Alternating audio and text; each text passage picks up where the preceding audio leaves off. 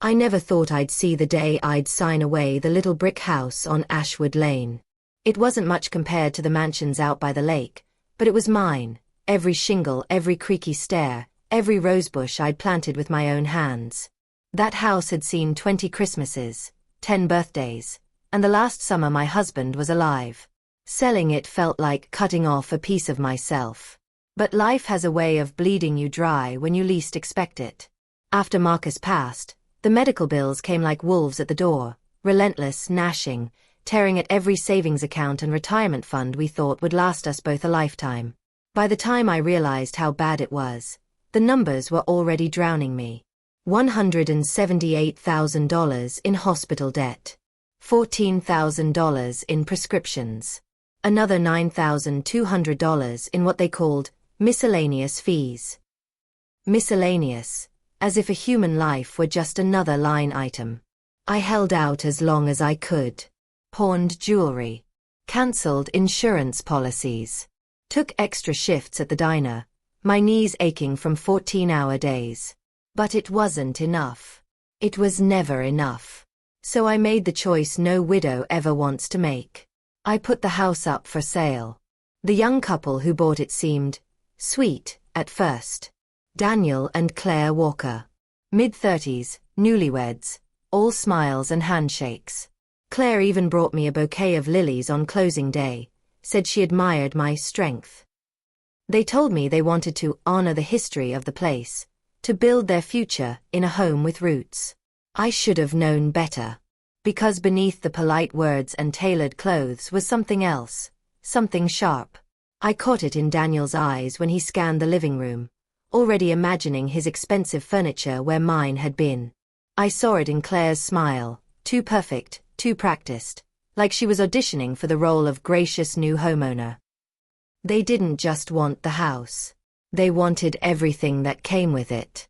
It started small. The day after the papers were signed, Claire called me, apologetic, syrupy sweet.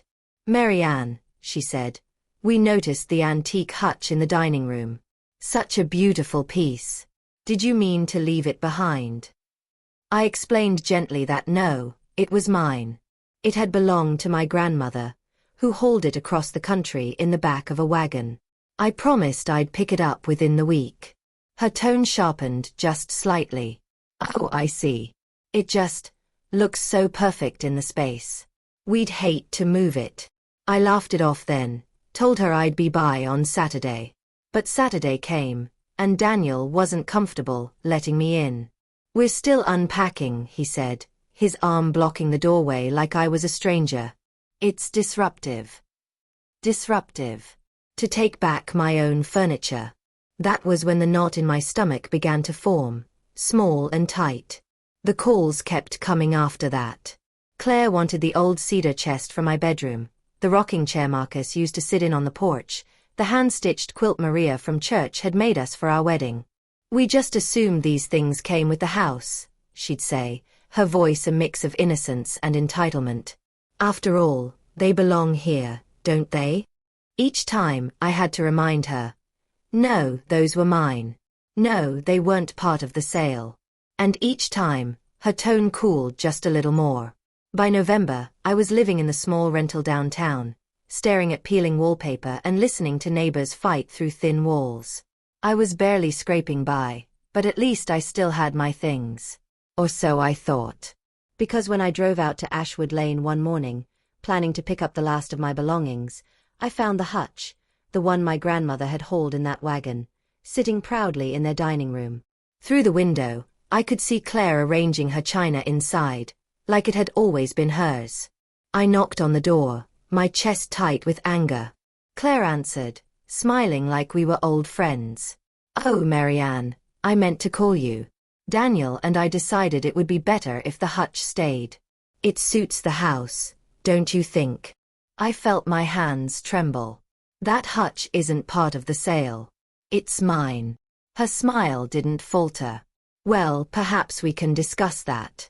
After all, you did sign over everything. Maybe you just forgot." Forgot.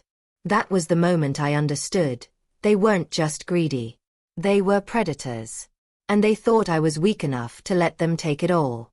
I walked back to my car that day with fire in my chest and a plan beginning to form. Because if the walkers thought they could strip me of everything, my house, my memories, my dignity, they were about to learn what survival really looked like. This wasn't over. Not by a long shot. I drove back to the rental with my jaw clenched so tight my molars ached. The place smelled like old lemons and a landlord's favorite cleaner. I flicked on the kitchen light and dumped the manila closing packet onto the table like I was dealing cards in a high-stakes game. If the walkers wanted to pretend the hutch belonged to the house, they could meet the one thing that didn't care about their smiles: paper. Initials in blue ink marched across each page. Purchase and sale agreement. Fixtures and personal property addendum. Seller's disclosure. There it was. Exclusions. I'd written them in careful block letters the afternoon before closing while the title agent tapped a pen. Antique hutch, dining room, cedar chest, primary bedroom, porch rocker, front porch, quilt, bedroom, rosebush cuttings, rear garden. I'd even drawn tiny stars beside each line, afraid someone would miss it. I ran my finger over my own handwriting until the ridges of the ink felt like braille. Not crazy. Not forgetful. Not weak. I was right. Tessa, I said when my realtor finally answered on the fourth ring. I need you to remind the buyers about the exclusions. A silence in which I could hear her reshuffling loyalties. Marianne, I'm sure it's just a misunderstanding. Claire mentioned you'd left a few things and they assumed. I listed them. In ink. On your form. Another pause, shorter this time. I'll reach out, she said briskly. Let's keep it friendly. Friendly. People love that word when what they really mean is quiet. By morning I had an email from Daniel, not Tessa. Per our review, fixtures convey. The hutch is attached to the wall, see the tiny L bracket securing it. The rocker is part of the porch aesthetic. The quilt is decor integral to staging, which created the expectation it stays. As a gesture of goodwill, we'll retain all items to avoid further disruption. Attached was a photo of my grandmother's hutch with a cheap metal bracket screwed into her 100-year-old oak. My stomach dropped like an elevator cut loose. I printed the email, then another, then the addendum with my stars. I added a photo from 1983, me and my grandmother in front of that same hutch the week she gave it to me. Proof. Not a prop. A legacy. Morning, said Mr. Kovacs when I knocked on his door on Ashwood Lane. He'd lived 3 houses down from me for as long as I could remember, the kind of neighbor who watered your garden when you were out of town and returned your casserole dishes polished. You still have that doorbell camera? Course. He tilted his head. They giving you trouble? I told him in the measured, careful way you speak when the words want to come out as a scream. He nodded, already scrolling. Ha. Look here. Pixelated but clear enough. Daniel wrestling my cedar chest through the doorway 3 nights ago. Timestamp, date, the whole story in grayscale. Could I get a copy? For you. Anything. He patted my hand. They're not the first to think new keys make new rules. On the way back, I stopped at the diner for my shift. The coffee tasted burnt and righteous. Word had already begun to seep into the cracks. Small towns carry news like dry fields carry fire. You want me to swing by with my cousin? Asked Donnie, our fry cook, half joking, wholly sincere. I smiled despite myself. Not yet, I said. First paper. Then people. That afternoon, an envelope slid under my rental door like a snake. Walker and Ashcroft, PLLC across the top in clean, expensive font. Dear Ms. Avery, it began, using the name from my license. Not the Marianne Claire liked to stretch like taffy. This letter serves as notice that items left upon closing constitute abandoned property under Section 12.3 of the agreement. Additionally, the removal of the copper pots affixed over the stove and the porch swing constitute damages to conveyed fixtures. Our clients will seek compensation should you persist. Copper pots. They were hung on pegs Marcus had carved. The porch swing? He built it in '05 during a sweltering July while I handed him lemonade and wiped sawdust from his lashes. Fixtures? No. Memories? Yes. I flipped to section 12.3. Abandonment. It was about trash.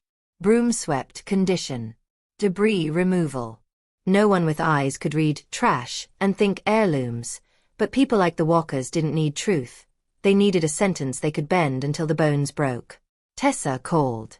They've engaged counsel, she said, voice smaller. Commissions don't cover wars. Maybe offer them a payment for the hutch? A compromise.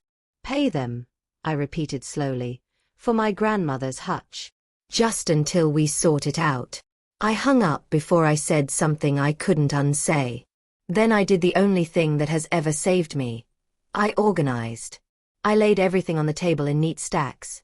The addendum with stars, the photo of 1983, the email about fixtures, Mr. Kovacs's doorbell footage on a flash drive, a copy of my grandmother's handwritten recipe tucked into the hutch's drawer the day she gave it to me. Keep this safe, darling. It holds the smell of our kitchen. I could still smell flour and cinnamon when I closed my eyes. At 5:12 p.m., a text arrived from an unknown number. A photo of my porch rocker, blurry, sitting by the curb alongside 3 boxes. The caption read, "Bulk pickup is at dawn. Thought you'd want to know. C. C for Claire. Or cruelty." I called the non-emergency police line, voice steady. Could I request a civil standby to retrieve personal property listed as excluded in a home sale? Civil matter, the dispatcher said. We can only keep the peace. Keeping the peace is exactly what I need, I replied. 6 a.m. Ashwood Lane. I'll have the paperwork. I set the kettle on and watched the small blue flame lick at the pot. Tomorrow wasn't about furniture.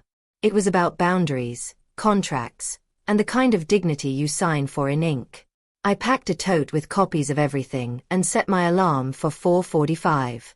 At 9:31 p.m., another text buzzed. Same number. One more thing. Daniel thinks the rosebush cuttings belong to the landscaping plan and will be pruned tonight for winterization. We'll dispose of the extras. Sleep well. I stood in my quiet kitchen and felt something old and fierce rise in my chest. They weren't pruning a plant. They were cutting a bloodline.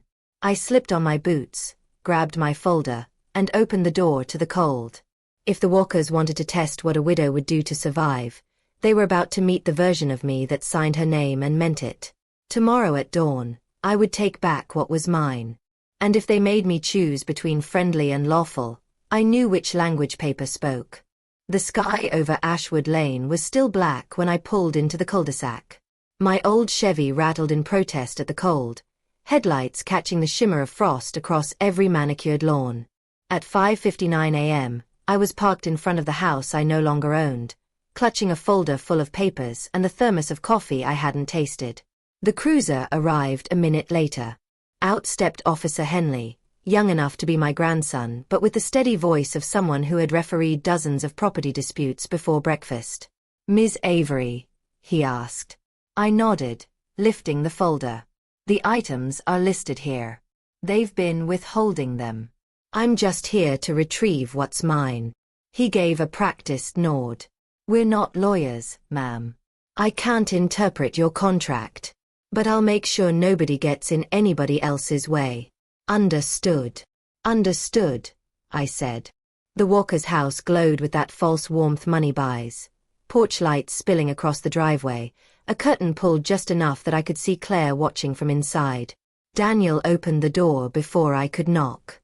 He was already in a suit, tie knotted tight like armor. "Civil standby?" he asked flatly, eyes flicking to Henley. "That's right," I said, holding up the folder. "I'm here for the items excluded in the sale. The hutch, the cedar chest, the rocker, the quilt, and my rosebush cuttings." Claire appeared behind him, her smile brittle. "Marianne, you're making a spectacle. It's embarrassing." Officer Henley cleared his throat. "Why don't we bring the items outside and sort it here?" Daniel's jaw ticked. There are no items to retrieve. Everything left in this house was abandoned property. Section 12.3. I opened my folder and slid out the addendum, my stars drawn like tiny bursts of fire across the margin. Exclusions. Signed. Initialed. Witnessed. You've had them under false pretenses. Daniel's lips twisted. Fixtures convey. That hutch is anchored. The porch rocker. It isn't anchored to anything but memory, I cut in, my voice sharper than I intended. And my grandmother's hutch is not your property. The air thickened. Henley shifted his weight. Look, he said, tone careful. Why don't we just have a look at the rocker at least? That's outside, right? Daniel hesitated, then moved aside with exaggerated reluctance. Fine. She can take her broken chair. The rest stays. The porch was colder than the yard, a spiteful kind of cold.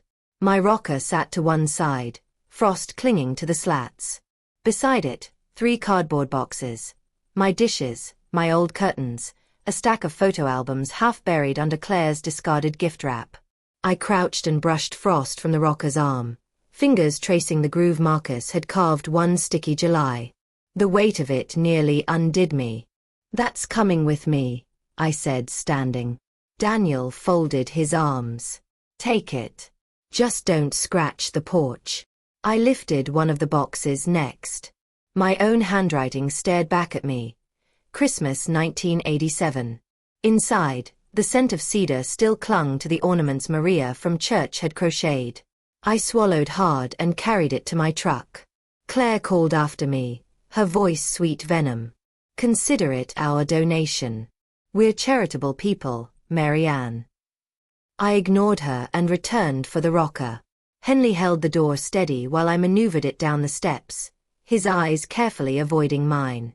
Appreciate your patience, he said softly.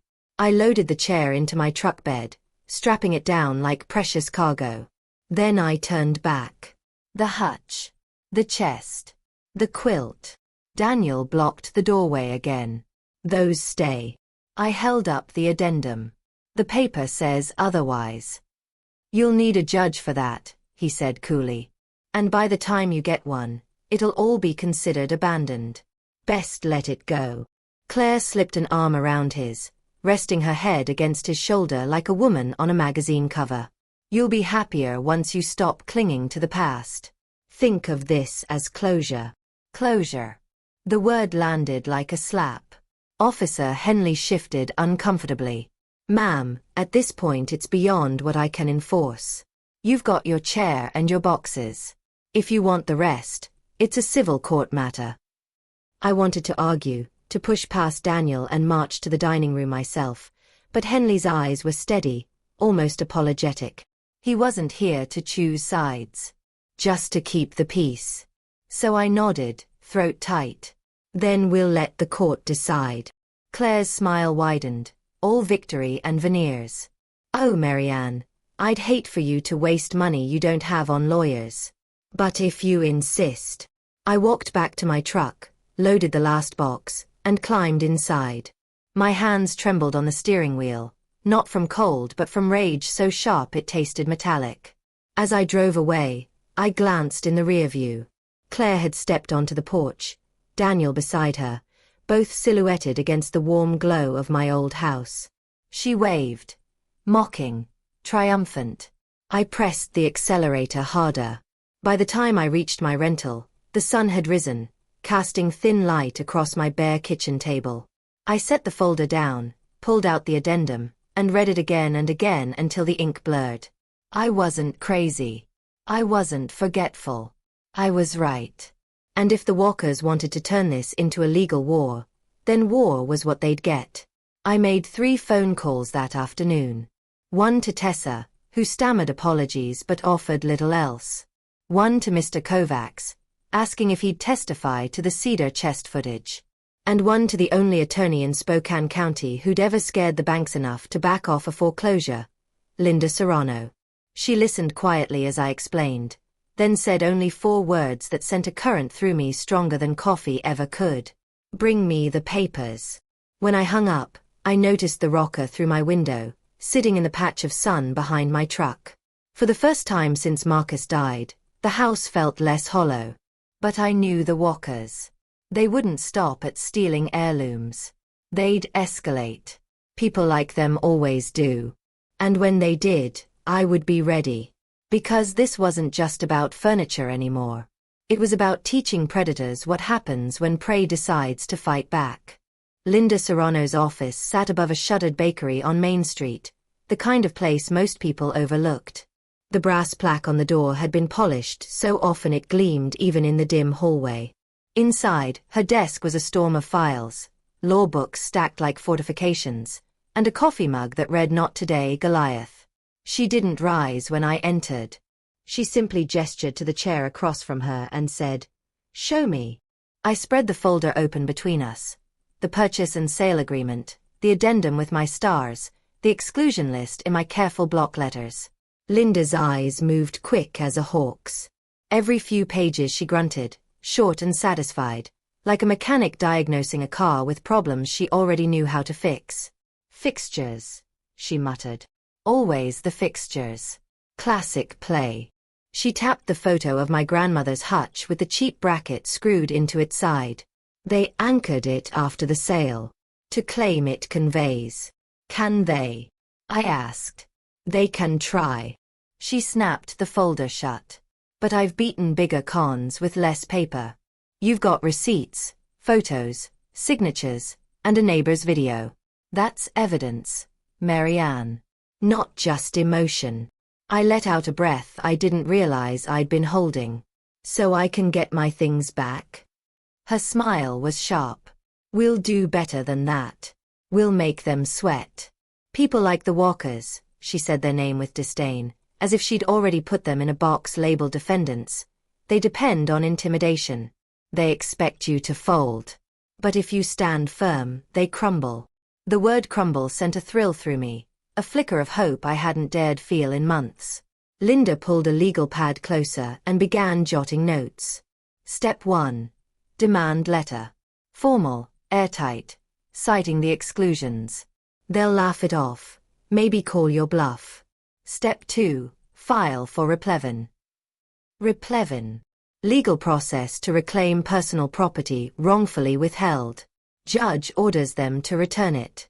Quick, clean, enforceable by the sheriff. She leaned back, eyes glinting.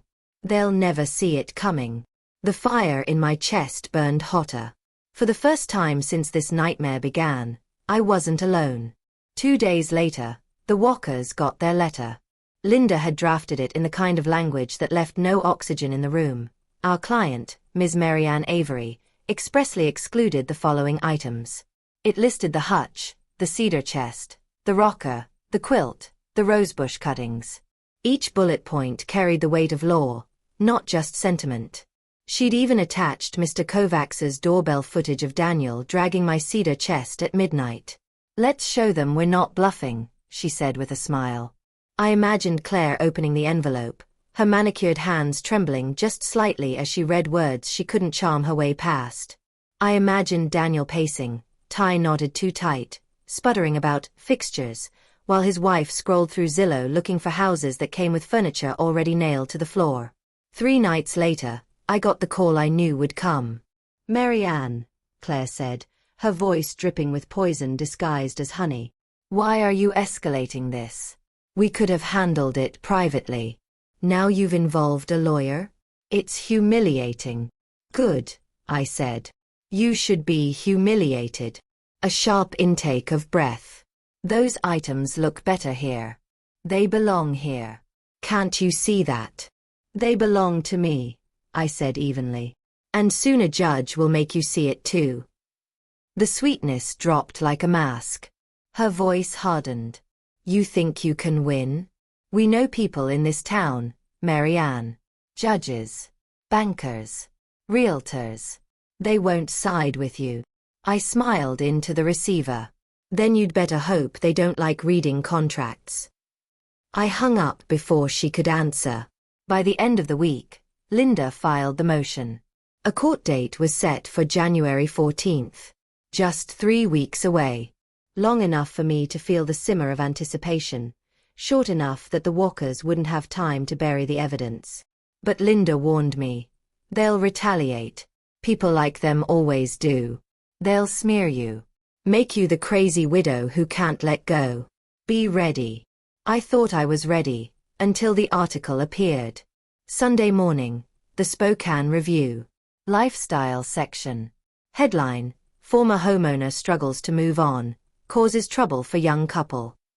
The photo was of me, grainy and unflattering, walking out of the diner in my apron. The story painted me as a bitter woman, unable to accept change, harassing the new owners, claiming furniture that was part of the home's charm. Quotes from anonymous sources claimed I'd threatened Claire on the phone.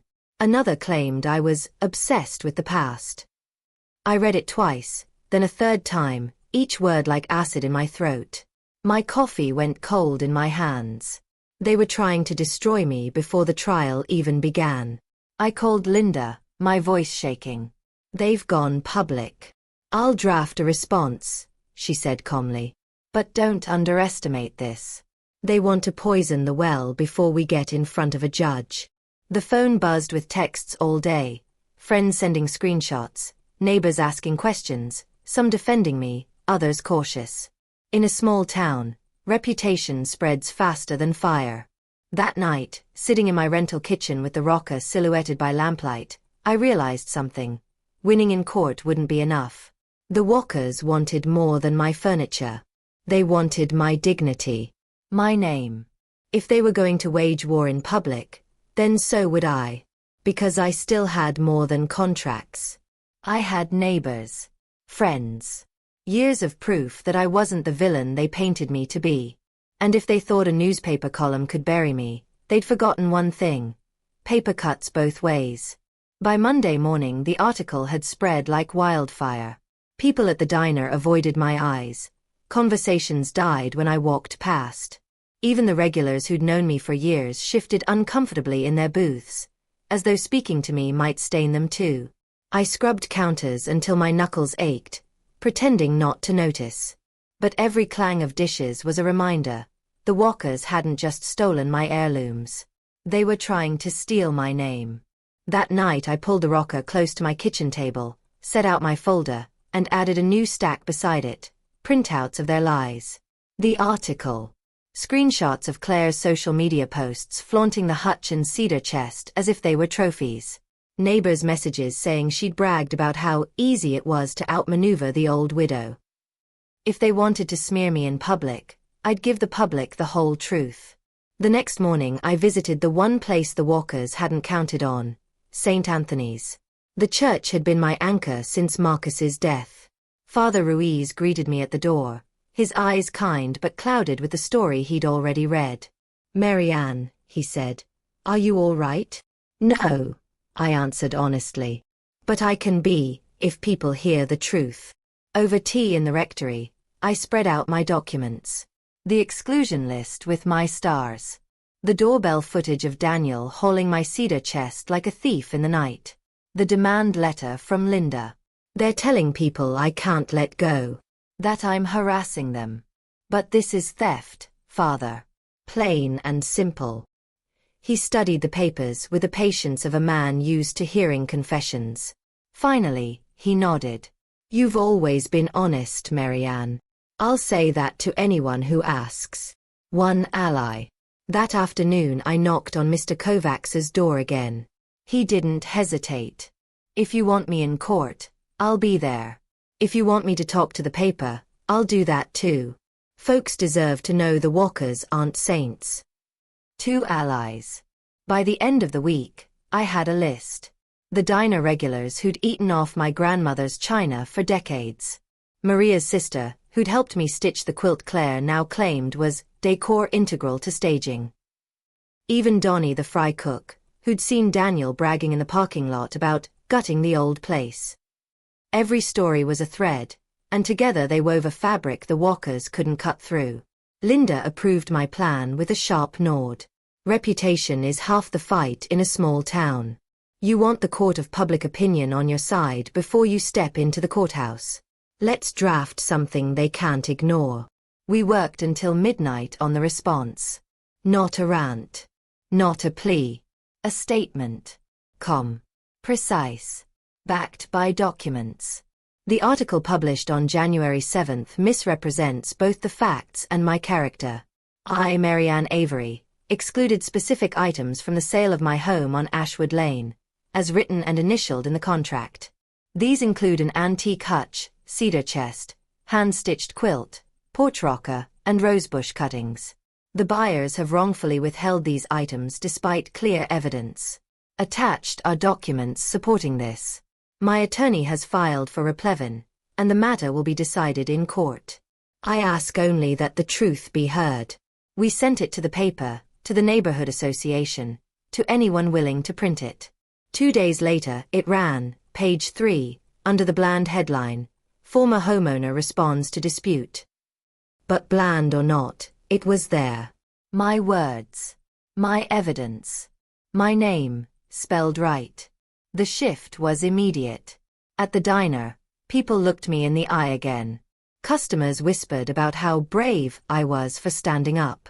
One woman pressed my hand and said, "I read your statement. Don't let them bully you." For the first time since the sale, I felt the ground tilt back beneath my feet. The Walkers, of course, retaliated. 3 nights later, my phone buzzed with a text from an unknown number. "Enjoy your little moment, Marianne. It won't last. Everyone knows you're unstable. Ask yourself, who will believe you when this goes to court?" I showed it to Linda the next morning. She only smiled grimly. "Good. Threats make them look desperate. Keep every message. We'll use it." That evening, scrolling through Facebook, I found Claire's newest post, a photo of herself in front of the hutch, wine glass raised, captioned, "Some treasures are meant to stay where they belong." The comments sickened me, little hearts and praises from her friends about taste and heritage. Heritage that wasn't hers. I almost threw the phone across the room. But instead, I screenshot it. Evidence. Another thread for the fabric. On Friday, Linda called with the words I'd been craving. "We have a hearing date. Judge Patterson. He's sharp. Doesn't suffer fools." I swallowed hard. And the Walkers? They'll be there. With counsel. Expect theatrics. But remember, you don't have to outshout them. Just outlast them. Truth is patient. That night, I set my folder on the kitchen table and added a new section. Public record. The article, my response, screenshots of Claire's smug posts. Each piece was fuel. Each piece proof. I sat in the rocker until the house was dark, hands curled around a mug of tea that had gone cold. For the first time in months, I didn't feel powerless. Because the Walkers had taught me something they didn't mean to. They thought reputation was a weapon they could wield against me. But in a town where everyone knew everyone else's business, reputation cut both ways. And on January 14th, in that courtroom, it was going to cut them. The courthouse smelled like varnished wood and nervous sweat. I arrived early, folder clutched against my chest like armor, Linda striding beside me in her navy suit. She didn't look nervous. She looked hungry. The Walkers were already there, sitting in the polished benches outside the courtroom. Claire wore cream wool and pearls, her smile soft as butter knives. Daniel scrolled his phone like this was a meeting he was already bored with. Their attorney, a thin man with slicked hair and a voice that probably cost $500 an hour, adjusted his cufflinks when he saw us. "Remember," Linda whispered as we walked past, "don't react. Let them spend all their energy performing. Judges hate performers." Inside, the courtroom was colder than the January wind outside. Judge Patterson entered briskly, spectacles perched low on his nose. "Case of Avery versus Walker, motion for replevin," he said without preamble. "Counsel, appearances." The attorneys introduced themselves. My name was spoken, and it echoed through the paneled walls like something solid again, not the twisted caricature the newspaper had painted. Linda opened simply. "Your Honor, this is a straightforward matter of contract enforcement. My client excluded several items from the sale of her home. The defendants have refused to return them. We seek an order compelling their immediate return. The Walker's lawyer rose smoothly. Your Honor, the items in question are fixtures integral to the property. The plaintiff's claims are not only unfounded but disruptive to the rightful enjoyment of the buyer's new home. I nearly laughed when he said enjoyment, thinking of Daniel wrenching my cedar chest at midnight. But Linda placed a calming hand on my arm. The judge gestured. Let's see the evidence. Linda presented the addendum first, sliding it across to the clerk. Exhibit A. The signed and initialed exclusions. Note the items explicitly listed: antique hutch, cedar chest, porch rocker, quilt, rosebush cuttings. Judge Patterson adjusted his glasses, reading carefully. Initials from both parties. Clear exclusions. Counsel for the defense. The slick lawyer leaned in. Your Honor, while exclusions may be listed, certain items are fixtures. For example, the hutch was affixed to the wall. With a bracket installed after closing, Linda cut in smoothly.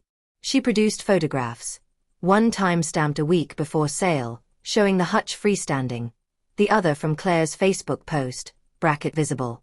The judge's brow furrowed. Affixed after transfer? That complicates your argument, Counselor. The defense shifted. Regardless, Your Honor, the plaintiff abandoned these items by failing to remove them at the time of closing. Linda's smile sharpened. Exhibit B. Text messages from the defendants refusing her entry. Exhibit C. Video footage from a neighbor's doorbell camera, time-stamped days after closing, showing Mr. Walker removing the cedar chest under cover of night. Gasps rippled in the gallery. Even Judge Patterson leaned forward. You have video? Yes, Your Honor. Linda pressed play on her laptop. Grainy but clear, Daniel struggling down the walkway with my cedar chest, the time and date glowing in the corner. The judge watched silently, then turned to the defense. Care to explain? Daniel flushed crimson, but his lawyer jumped in. Your Honor, the video proves only that Mr. Walker was relocating items within the property for safekeeping. To the trunk of his car? Linda raised an eyebrow. Snickers broke out in the back of the courtroom. The judge banged his gavel once, but even his lips twitched. Counsel, your explanation is tenuous. The defense tried again, pivoting to character. Your Honor, the plaintiff has shown a pattern of harassment. She has called repeatedly, involved neighbors, even published statements in the local paper attempting to vilify my clients. Judge Patterson turned to me directly. Ms. Avery, is this true? I rose, my knees trembling but my voice steady. Your Honor, I published one statement, with my attorney's approval, because the defendants had already smeared me in the paper. I have not harassed anyone. I only want back what belongs to me. I sat down. My hands shook, but not from fear. From release. Finally, I had spoken aloud in the one room where it mattered. Linda closed with precision. This is not about harassment. It is about a contract. The items were excluded. The defendants wrongfully withheld them. The evidence is irrefutable. The judge leaned back, fingers steepled. The silence stretched until it buzzed in my ears. Finally, he said, I'll take this under advisement. Expect a ruling within the week. Gavel. Adjourned. Outside the courtroom, Claire brushed past me, perfume sharp enough to sting. You'll regret this, she hissed, her pearls catching the fluorescent light. I met her eyes without blinking. I already regret ever trusting you. Her smile faltered for the first time. Daniel muttered something about crazy old women, but I barely heard him. Because for the first time in months, I wasn't the one on trial. That evening, back in my rental, I set the folder on the table and sat in the rocker. My body ached, but my spirit felt like steel cooling in water, shaped, hardened. The ruling hadn't come yet, but I could feel the tide turning. The Walkers had shown their cracks under pressure. And in small towns, cracks spread fast. As the sun dipped, my phone buzzed with a message from Linda. You held your ground today. That matters. No matter what they try next, we're winning. I poured myself tea and raised the mug toward the empty chair across from me, where Marcus should have been. We're winning, I whispered. But deep down, I knew the Walkers weren't finished. People like them never walk away quietly. And if they thought the courtroom was the end of the battle, they were about to learn. It was only the beginning. The courthouse hearing ended on a Friday. By Monday, the whole town was buzzing. I could feel it in the diner when I poured coffee, in the grocery line when whispers stopped mid-sentence as I passed, even at church where people leaned in close with pitying eyes. Everyone wanted to know, what would the judge decide? But rulings don't come on gossip's timetable. Days turned to a week, and the silence from the court stretched thin, taut like a wire ready to snap. The Walkers used the silence well.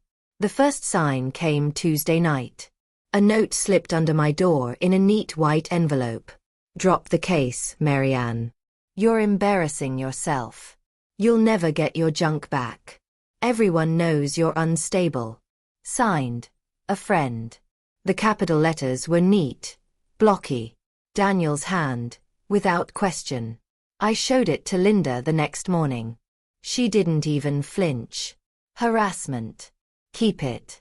Everything goes into the file. Judges love patterns. But I didn't sleep that night, staring at the ceiling, hearing each word echo like a hammer. Unstable. Junk. Embarrassing. By Thursday, Claire struck. Her Facebook page lit up with a photo of the hutch decorated for Valentine's Day. Pink ribbons and a vase of roses. The caption read, "Some heirlooms are meant to be cherished, not abandoned." The comments dripped sympathy. You're so classy, Claire. Ignore the drama. That house was lucky to find you. I printed every word, slid it into my folder. Proof of possession. Proof of arrogance. But my stomach turned all the same. Because arrogance in public becomes narrative, and narrative becomes truth if no one challenges it. Friday night, the worst of it arrived. I came home from the diner to find the rosebush cuttings I'd left in my garden, carefully bundled by Father Ruiz after Christmas, strewn across my porch. Dry, trampled, snapped in two. A note pinned to one branch. Pruned for your own good. My knees nearly gave out. Marcus and I had planted those roses the spring after we married. They'd outlived storms, droughts, and grief. But they hadn't outlived the Walkers. I called Linda, voice shaking. They came here. They destroyed them. Did you take photos? Yes. Good. Bring them Monday. Linda, what if they come again? Her voice softened. Then we'll file for a restraining order too. But when I hung up, the quiet of the rental pressed in heavy. A restraining order couldn't reattach broken stems. Sunday morning at St. Anthony's, Father Ruiz surprised me. After Mass, he cleared his throat and addressed the congregation. It has come to my attention that rumors circulate about one of our own, Mrs. Avery. Let us remember Proverbs. He who sows discord reaps the whirlwind. I ask this parish to treat her with kindness, not suspicion. The pews murmured. Some people nodded. Others shifted uncomfortably. But his words planted a seed. Afterward, Mrs. Green squeezed my hand. We know who you are, Marianne. Don't let them wear you down. A small flame of hope flickered again. Still, the waiting ground me down. Each day at work felt longer. The Walkers' friends sometimes came in, ordered food, and left without tipping. Once I overheard two of them whisper, she should be ashamed, dragging them through court at her age. Shame, yes, they wanted me to wear it like a shawl. But I refused. Instead, I went home each night and added to the folder. Every note. Every photo. Every scrap of harassment. By Wednesday of the second week, the folder was thick as a family Bible. That evening, as I sat in my rocker, the phone rang. A number I didn't know. Mrs. Avery. A woman's voice said. This is Patricia Morrison from the Spokane Review. I wrote the first article about you. My chest tightened. Yes. I wanted to apologize, she said quickly. The walkers fed me their side. I didn't check it properly. Since your statement, I've been looking deeper.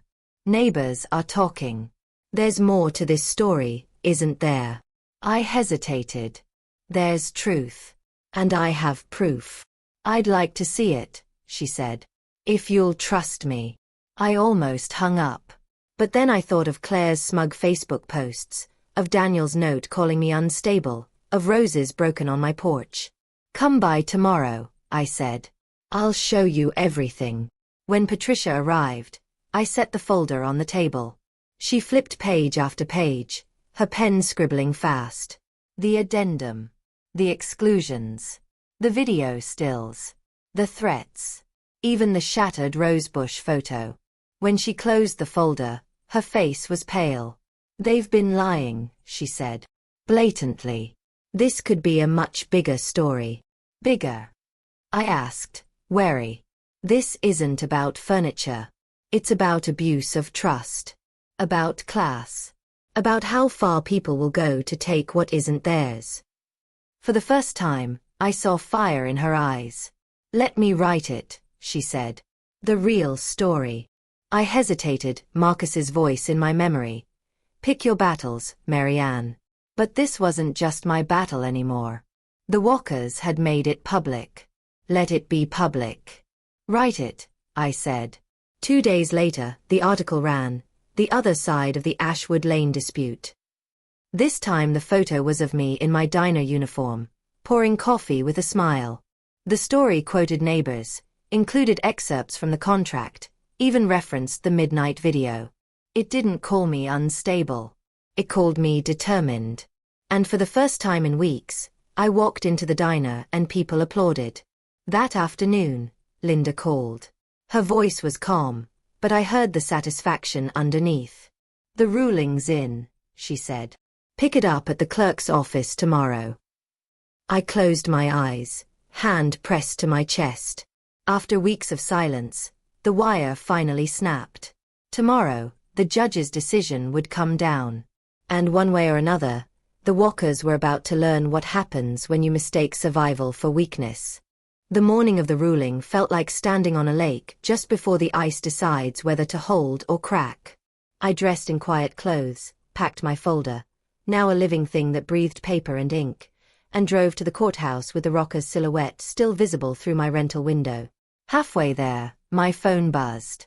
A notification from a local swap group I didn't remember joining. Antique oak hutch, free. The photo was my grandmother's hutch, bracket and all, taken in my old dining room. Posted at 6:12 a.m. by Claire W. I pulled over, hands steady for the first time in days, and took screenshots. Post, timestamp, comments. Can pick up today? First come first served? I forwarded everything to Linda. Her reply came in seconds. Good. Bring it. Judges love bold stupidity. Inside the courtroom, the walkers sat composed, expensive, and brittle. Daniel stared ahead. Claire thumbed her phone with the serene cruelty of a cat watching a bird through glass. Their lawyer smiled like the kind of man who collects verdicts and watches. Judge Patterson entered, brisk. Avery versus Walker. Motion for replevin. I've reviewed the filings. We rose. Saturday. The floor felt like ice and bedrock both. The judge began without flourish. This matter turns on a simple question. Are the disputed items fixtures or personal property excluded by contract? Washington law uses 3 factors: annexation, adaptation, and intent. I find the following. His voice was a gavel even before the gavel. First, the antique hutch. Defendants argue it's a fixture, citing a bracket. Plaintiff provides pre-sale photos showing no annexation, and post-sale photos, apparently from the defendant's own social media, showing a bracket added after transfer.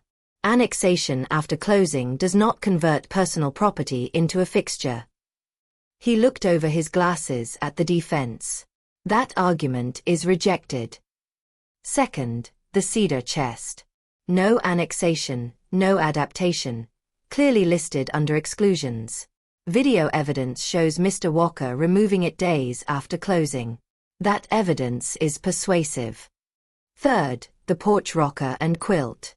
Both explicitly excluded. The rocker is not attached in any meaningful way. The quilt is not a built-in. It is an heirloom. Excluded. Fourth, the rosebush cuttings. Unusual, but listed. The party's intent, expressed in writing, governs. Excluded. Claire's smile tightened one tooth at a time. Daniel's jaw worked like a machine chewing gravel. The judge continued. I also note with concern the evidence submitted this morning. Linda rose and handed up the printouts. He skimmed them, eyebrow ticking. A post offering the disputed hutch for free this very morning. In the pendency of this motion. He set the pages down with surgical care. Counsel, your clients are either extraordinarily careless or willful. The defense stood, palms spread. Your Honor, we cannot authenticate. Sit down, the judge said, not raising his voice. He turned to Linda. Relief requested. Immediate possession via writ of replevin, Your Honor, Linda said. And a prohibition on transfer, concealment, or destruction pending pickup. If items are missing or damaged, we seek sanctions and costs. The judge nodded. Granted. The word landed like spring breaking through a late frost. He dictated, the clerk's keys clacking as if they could barely keep up. The court orders the immediate return of the following items to Ms. Avery. The antique hutch, cedar chest, porch rocker, quilt, and rosebush cuttings as reasonably required for propagation. The sheriff is authorized to execute this order forthwith. Defendants are enjoined from transferring, disposing of, concealing, or damaging said items.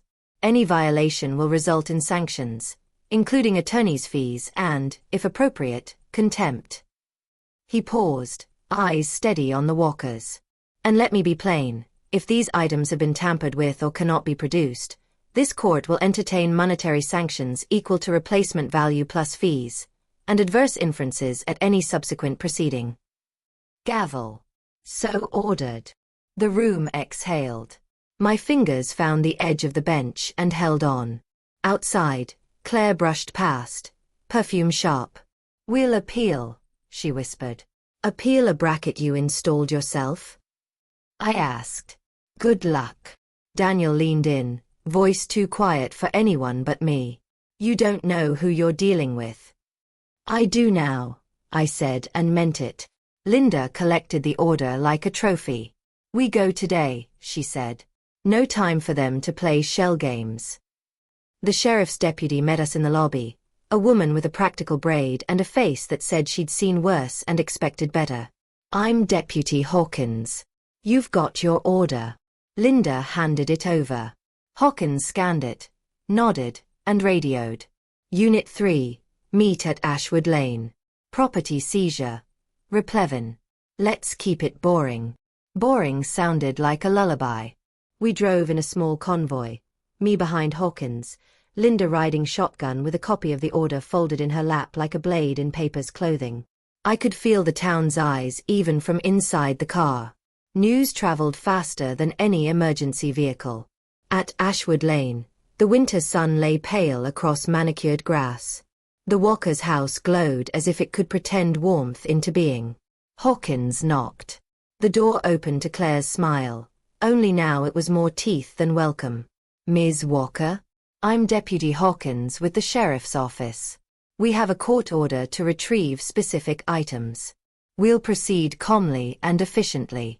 If you object, object later. Today we comply. She stepped back, but not before I saw the calculation in her eyes. Of course, officer. We're law-abiding people. Hawkins turned to me. You'll point. My deputies will lift. No one argues. We're not here to debate. We're here to move wood and fabric. We started with the porch rocker. Easy. Already strapped in my truck once before, Like it was good at leaving and good at coming home. Next, the quilt. Claire produced it reluctantly from a linen closet, folded too stiff, edges creased like someone had tried to make love obey geometry. Hawkins photographed it, tagged it, handed it to me like a child. The cedar chest, I said. Daniel led us to the guest room, chin defiant. The chest stood there, a new lock drilled into the front. Hawkins took another photo. Key. Daniel hesitated a beat too long. Hawkins didn't blink. Key. He produced it. The lock clicked. Inside, the cedar smell rose up, home in a breath. I ran my hand along the inside seam where Marcus had carved our initials, M+M, a private thing now witnessed by law. We carried it out without looking back. The hutch, I said, voice steady. We walked to the dining room together. Me, Linda, Hawkins, a second deputy carrying the dolly, Daniel and Claire trailing like unwilling hosts on a tour. The wall was empty. Not empty like redecorated. Empty like scrubbed. Fresh paint flashed pale where the bracket had been, the holes filled poorly, a smear of impatience instead of repair. Hawkins stopped. Where is it? Claire tilted her head. The hutch. Oh, I assumed the order meant the other cabinet. The smaller one. We donated the large one this morning. Community spirit, you understand. Linda's laugh had no humor at all. You posted it for free, Claire. At 6 a.m. We have the screenshots. Where is it? Daniel shrugged. Gone. Hawkins didn't raise her voice. Let me be clear. You are under a court order. If the item is not here, you will provide its location now. Silence stretched until it thinned to a wire. Claire's smile didn't reach her eyes. I'm afraid we don't recall. Hawkins clicked her pen, a tiny sound that landed like thunder. Counselor, she said to Linda, notify the court. We'll hold here. Linda already had her phone in hand. On it. The winter light felt colder in that room without the hutch. A ghost outline of what was mine stared back like an accusation. But I didn't sway. Because this wasn't a loss. It was another charge added to their tab. Hawkins turned to Claire and Daniel, calm as a winter lake. Here's what happens next. You either tell me where it is, or we go back to the courthouse and you explain to Judge Patterson why his order is a suggestion in your home. I've seen him angry. It's educational. Claire's lips parted, a hairline crack in porcelain. I looked at the empty wall and then at them. You wanted it all, I said softly. But you forgot one thing. Claire blinked. And what's that? That paper remembers, I said. And so do people. Hawkins' radio crackled. Unit 3 to Hawkins, Judge on standby. Claire's smile wavered. Daniel swallowed. Where is the hutch? Hawkins asked again. The house held its breath. And in that held breath, I felt the ice finally choosing what it would be. The silence in the Walkers' dining room stretched so long I could hear the hum of their refrigerator and the tick of Claire's pearl bracelet against her wineglass. Deputy Hawkins didn't move. She didn't need to. Her presence filled the room like a tide waiting to swallow whoever was foolish enough to keep standing in its way. Finally, Daniel cracked. His jaw shifted, grinding against itself. It's in storage, he muttered. Claire turned her head sharply, the pearl bracelet stilling mid-air. Daniel. In storage where? Hawkins asked. He glared at the floor, not at her. Westbrook Self-Storage. Unit 214. Claire didn't want it taking up space. Unit number, Hawkins repeated, writing it down. Access code. Daniel's silence was all the confirmation anyone needed. Hawkins raised a brow. Fine. You'll meet us there. Now. Claire's smile returned, thin as paper. Officer, it's not what you think. We only stored it temporarily. Surely you understand. Hawkins cut her off. I understand perjury, contempt, and court orders. Get your coats. The convoy rolled through Spokane like a parade no one clapped for. 2 sheriff's vehicles, Linda's car, and my old Chevy with the cedar chest strapped in back. The January wind whipped around us, the sky low and gray, as though even the weather knew this wasn't over. At the storage facility, Hawkins ordered Daniel to unlock the gate. He punched the code with the air of a man submitting to dental surgery. We drove down narrow lanes flanked by corrugated doors. The place smelled like rust and secrets. Unit 214 creaked open. There it was. My grandmother's hutch stood against the back wall, stripped of dishes, flanked by boxes stamped Claire's wardrobe and Zma's decor. Dust clung to its carved edges, but the wood still glowed the same way it had in her dining room, in mine, in every place it had ever belonged. I stepped forward, throat thick. For weeks I'd imagined it gone, burned, sold, hacked into firewood. But here it stood. Scarred by a bracket, yes. Stolen from me, yes. But standing. Photograph it, Hawkins ordered her deputy. Tag it. Move it. Daniel started to protest. It's fragile. Fragile is what happens when you tamper with court orders, Hawkins replied dryly. 2 deputies wheeled it onto a dolly. The hutch groaned but moved, stubborn as a mule. When the back doors of the truck closed on it, I felt something shift inside me. The weight of 5 years of grief and 2 months of humiliation loosened like a knot finally undone. Claire lit a cigarette on the cold air, hands trembling despite her smile. You'll regret dragging this into court, Marianne. You may have won today, but you've ruined yourself. Everyone sees you for what you are, bitter, small, desperate. I met her eyes. Better bitter than a thief. Linda's voice was silk over steel. Careful, Claire. Every word you say outside this storage unit is still part of the record. And I keep receipts. Claire exhaled smoke like venom. The drive back felt different. The cedar chest, the quilt, the rocker, and now the hutch, all in my possession again. 4 pieces of wood and cloth, but also 4 lifelines. Proof that survival didn't mean surrender. When we reached my rental, the deputies carried the hutch inside. It barely fit, looming in the small space, but I didn't care. The room felt crowded, alive. My things. My history. Back under my roof. Hawkins signed her report. They'll be back in court for sanctions. Keep your lawyer close. Folks like that don't go quietly. Linda tucked the papers into her briefcase. We'll file tomorrow. After they left, I sat in the rocker, facing the hutch.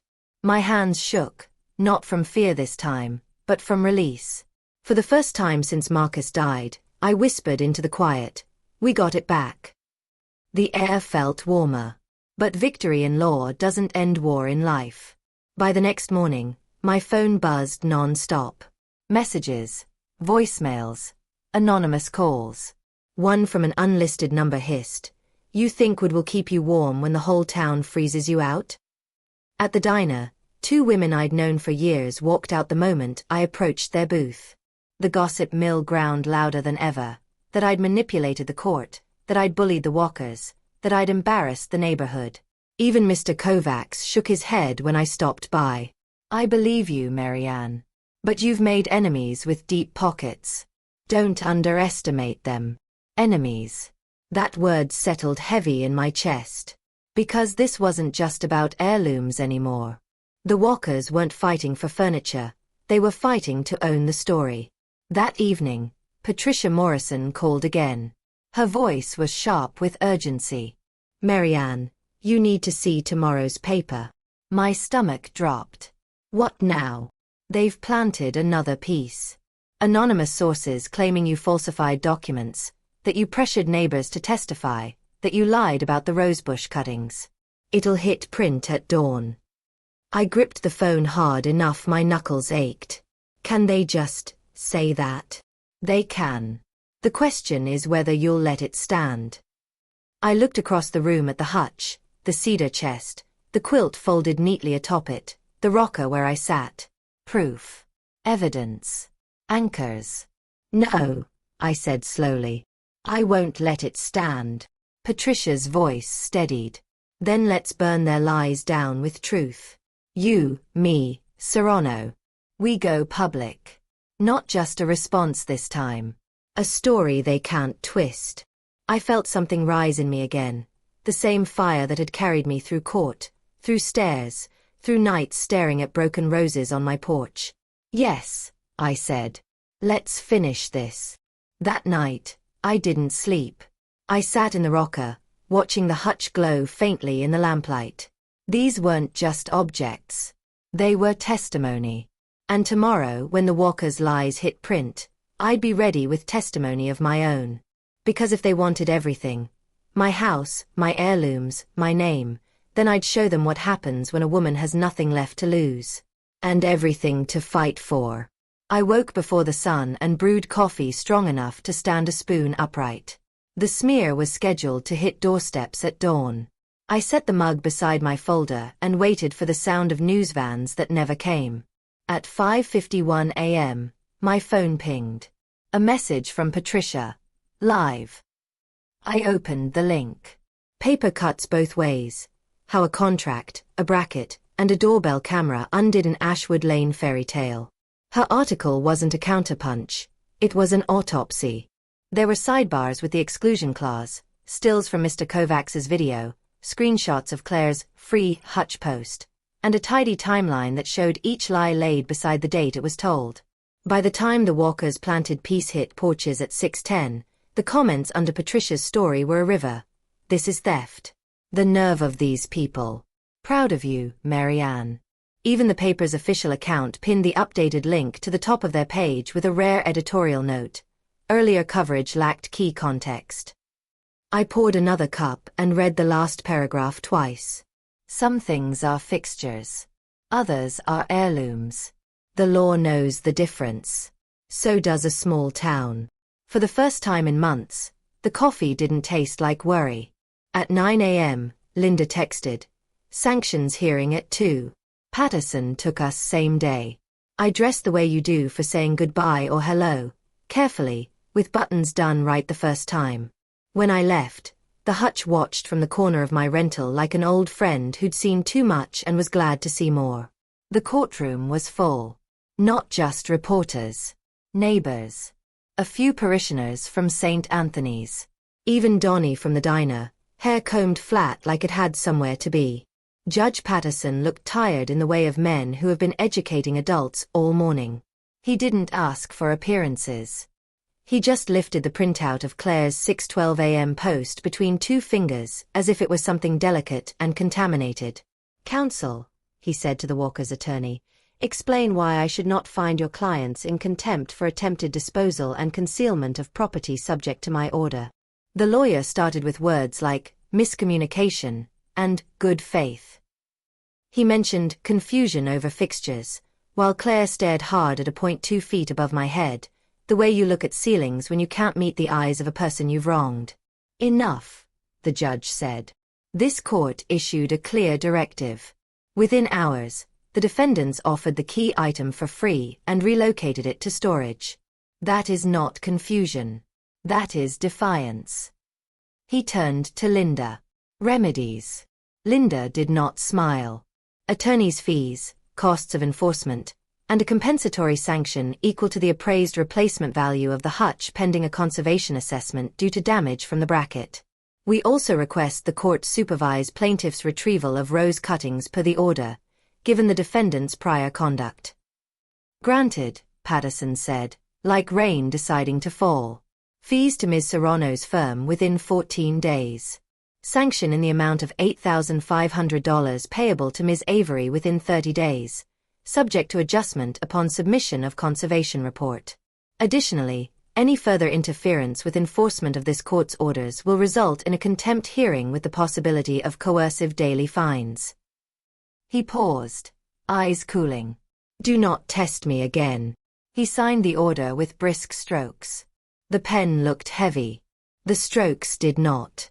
As the gavel fell, murmurs rippled, not unkind. I felt a hand brush my sleeve. Mrs. Green from St. Anthony's whispered, Justice has a sound, doesn't it? I nodded, unable to speak. In the hallway, Claire brushed past, pearls clicking like tiny cuffs. You didn't win, she hissed. You just got loud. I thought of the bracket, the storage unit, the free listing, the broken roses. I got legal, I said. That's louder than you. Daniel glared at Linda. We'll appeal. Linda tucked the order into her briefcase. Appeal your own posts. Be my guest. Deputy Hawkins met us at Ashwood Lane with a third deputy and a gardener from the extension office. Neutral, patient, carrying clean shears and a clipboard. The January sun made everything look honest. It's harder to lie under that kind of light. We'll be quick, the gardener said to no one in particular. He examined the main rose canes and smiled. You've got live wood here. They hacked it ugly, but they didn't kill it. Claire hovered at the edge of the porch like a woman attending her own party from the driveway. Hawkins stood between us without looking like she stood between us at all. The gardener clipped 3 healthy cuttings, sealed their ends, labeled them with neat block letters. SHWOD, Marianne. The tag looked like a tiny verdict. We left with a small vase and 3 green wands that held 30 years of summers. Hawkins tipped the brim of her cap. Law's done here, she said. But if they bother you again, call me. My number remembers, too. The next week unfolded like a chest being unlocked. The hutch got a gentle cleaning and a conservation appointment. The cedar chest took its old place under the front window. The quilt went to the foot of my bed, soft as forgiveness. The rocker found its groove in the floorboards by the heater vent and began to sing when I pushed off gently with my toe. People came by the diner to press my hand or leave notes under their receipts. For the roses. For the bracket. For telling the truth. Tips ran a little heavier. The coffee poured a little easier. Mr. Kovacs brought over a jar of cinnamon sticks for the hutch, which made no sense and every kind of sense. Tessa called, voice small. I'm sorry, she said. I should have backed you sooner. Real estate is a business that feeds on forgetting. That day it remembered. Patricia's second piece landed like a benediction. Sanctions ordered in Ashwood Lane case. Community rallies. It quoted the judge. It quoted Hawkins. It quoted my line about paper, which embarrassed me and felt right at the same time. As for the walkers, nobody banned them from charity luncheons or cocktail hours. Spokane isn't a movie. But RSVPs dried up quietly. The neighborhood association sent a polite memo reminding members that social media posts may be used in court, which was the closest thing to a public shaming Ashwood Lane had in its bylaws. At the diner, Claire's friends left exact change and no longer lingered to be seen. Sometimes justice isn't a trumpet. It's a door that sticks for the people who used to walk through it without knocking. Spring arrived slowly, then all at once. On a bright Saturday, I carried the rooted cuttings to the little strip of soil behind my rental. Patricia came with a camera but left it in her bag. Linda brought lemonade. Mr. Kovacs held the fence while I dug. I set each cutting in with the tenderness you reserve for things that have learned the price of living. I pressed soil in around the stems and whispered their names like a promise. To the bush, to Marcus, to the woman I had been too willing to pay with silence. When I finished, I wiped my hands and looked at the 3 green flags standing at attention in their new ground. Think they'll take? Donnie asked from the gate, apron still on, grease on his sleeve like a badge. They already have, I said. We stood there a while, nobody needing to speak. The air smelled like Thor and cinnamon. The hutch waited inside, full of light. That night, I sat in the rocker and ran my fingers along the cedar chest's lid, over the groove of M+M that time hadn't managed to smooth. I thought of the line the walkers had crossed again and again. I thought of the line I finally drew. I thought of paper and people, how both can fail you and both can save you, if you hold them to their promises. They had wanted it all. House, heirlooms, narrative, name. In the end, they kept their walls and lost their welcome. I didn't get back everything time took, because no one does. But I got back enough. I raised my mug toward the hutch and the empty chair where Marcus should have been. We came home, I told the room. The room, at last, agreed.